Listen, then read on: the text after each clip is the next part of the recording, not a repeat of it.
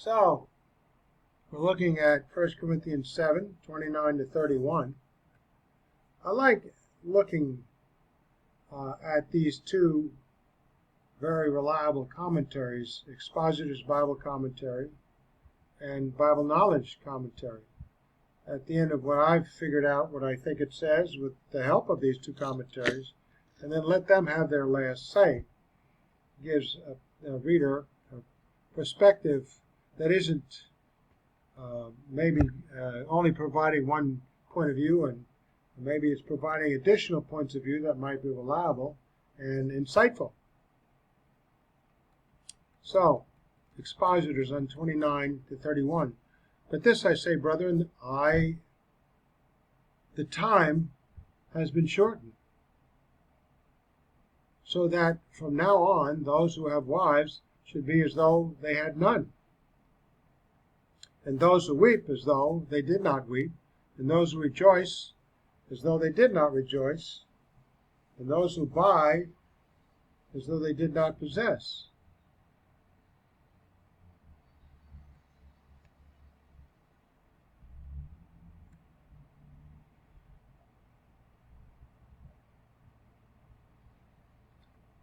There I am. Verse 31, and those who use the world as though they did not make full use of it, for the form of this world is passing away. So Expositors has to comment on these. The apostle explains that the time for doing the Lord's work is short and is coming to an end. This does not necessarily mean that he is speaking of the second coming of Christ, for Paul may have been anticipating severe persecutions and as a result curtailment of freedom to witness. So, for the time remaining, Paul admonishes them not to be overwhelmed by the social and material problems of the world, but to live as for the Lord. We have AD 70. Just shortly thereafter, we're going to have all kinds of problems. Jerusalem destroyed. But those who have wives should live as if they had none. He means live for the Lord in marriage. If life brings sadness, live beyond it. Do not be bound by it. If things are joyous, do not be engrossed in them. Good advice from me. Those who are blessed with material possessions are not to cling to them, as though they were to have them always. The reason for this challenge is that the material things, this is the meaning of schema in verse 31, the present form, of this world are changing and disappearing. So Expositor's Bible Commentary. Very good, insightful thoughts. As I am now reaching my senior years, I'm nearly 80, I find some of the material things I really enjoyed are not that enjoyable. And I find more serious things, spiritual things, are important. But my habit has been to hold on to the most easily held on temporal things until they move away. So sometimes the deteriorating physical body and mind has got to have practiced beforehand throughout all these temporal years where you're enjoying some success to keep focused and focused more on study of the Word of God. Bible Knowledge Commentary on these verses. The second reason Paul felt the single state was advantageous was the potential it offered for detachment from temporal situations. See, there you go. The phrase, the time is short, was also a summary philosophy of life for Paul, who lived not for the temporary, but for the eternal. So, this, like 2 Corinthians 4:18, let's take a look at that. I'll open it up and we'll drop back again to that. This detachment from temporal matters should characterize all Christians, but it was more complex for the married, for whom, nonetheless, devotion to the Lord, their Lord, should occupy first place in life. There's always so much coming at you. You realize there's only so much you can handle efficiently, and but you might have a divided interest because you're married. For Paul certainly was not recommending abandoning marital duties. But you have to manage your time a lot better. Instead, he was calling for a commitment to eternal matters and a corresponding detachment from the institutions, values, and substance of this world, which was passing away. Lately, through this pandemic and everything, things just are chaotic. Temporal matters that people were so focused on, now they're detached from them or doing something in another direction. Such a commitment was more easily made and enacted by a single person, Paul is saying, and the Bible Knowledge Commentary reiterates. Moving on to 7:32 to 35. But I want you to be free from concern. One who is unmarried is concerned about the things of the Lord, how he may please the Lord. But one who is married is concerned about the things of the world and how he may please his wife. 34. And his interests are divided. The woman who is unmarried and the virgin is concerned about the things of the Lord, that she may be holy both in body and spirit. But one who is married is concerned about the things of the world, how she may please her husband. And this I say for your own profit, not that I may put a leash on you. He's giving you your free will choice, but showing you the wisdom of his thinking, but for what is proper, and that you may serve the Lord without distraction. Little manuscript evidence here, 33 to 34. How he can please his wife, and he is divided, and his unmarried woman or virgin is concerned about the things of the Lord, as opposed to these manuscripts. How he can please his wife, and he is divided, and the unmarried woman or unmarried virgin is concerned about the things of the Lord. I don't see much difference here. How he can please his wife, there's a difference between the wife and the virgin. The unmarried woman is concerned about, see, we look at difference. It's a wonder that the Bible is so well copied, so few discrepancies, and we can determine what they are carefully with authors like this fellow here on this book, which is named Philip W. Comfort in New Testament Text and Translation Comment, not commentary. There's your homework for you. So, a few variants.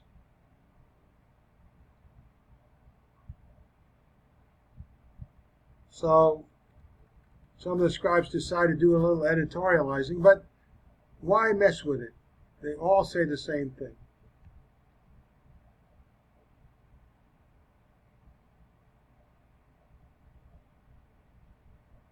Yeah, not that much difference. You can read it. We get the gist of it. Stay as focused as you can because this life is passing away. And you get so concerned about one thing or another. The pandemic, people lost their careers and jobs. All kinds of institutions got disrupted. And you rely on these things. And then they disappear and they come back not anywhere, just a shadow of the former self. So this is a commentary on 7:32 to 35, continued. So in the matter of 1 Corinthians 7:32 to 35, relative to serving the Lord best, which has in view limiting one's focus to things which will maximize one's service to the Lord, one must have an undivided interest in circumstances in this temporal life which will best serve the Lord. This is not to say that one must abandon being focused upon living in the temporal life, such as meeting one's temporal needs for food, shelter, clothing, rest, exercise, fellowship, and so on.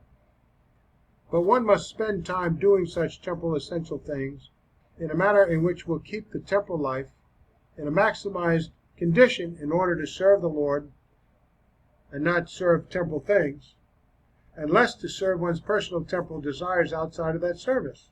There you go. So having a focus upon being married or unmarried is, according to Paul, not so well advised for the believer of this age if he is to serve the Lord, because that's for eternity. But he does not rule it out. It's up to the individual. For Paul writes in 1 Corinthians 7:32 to 35, but I want you to be free from concern about other things that do not enhance one's service to the Lord. One who is unmarried. A believer who is unmarried, who is diligent about being faithful to the Lord, is concerned about the things of the Lord, how he may please the Lord, evidently because he is not required to also focus upon the temporal circumstances of his spouse. Paul also writes to the man who is a believer who is married, relative to the matter of serving the Lord in 1 Corinthians 33 to 34a, which is underlined here. But one who is married is concerned about the things of the world, how he may please his wife, and his interests are divided. Nevertheless, I tell you what, I would love a godly wife. Whereupon Paul writes in 1 Corinthians 7:34b of women who are not married, underlined as follows: the woman who is unmarried and the virgin who is concerned about the things of the Lord, and that she may be holy both in body and spirit. So here, in 1 Corinthians 7:34b, the woman who's not married and the virgin who's not married, if they stay that way, they may have better opportunity to be holy both in body and spirit, i.e. faithfully serving the Lord without spending time on divided interests in this temporal world. Thus her interests are not divided relative to serving the Lord. So in 1 Corinthians 7:34b, Paul focuses again upon the believer not having the responsibility toward the temporal care of another through marriage, which would divide the believer's endeavors, interests between serving the Lord and taking care of a spouse. Of course, if you have a spouse and you have children and family, it's your promise to before the Lord to serve them and their care.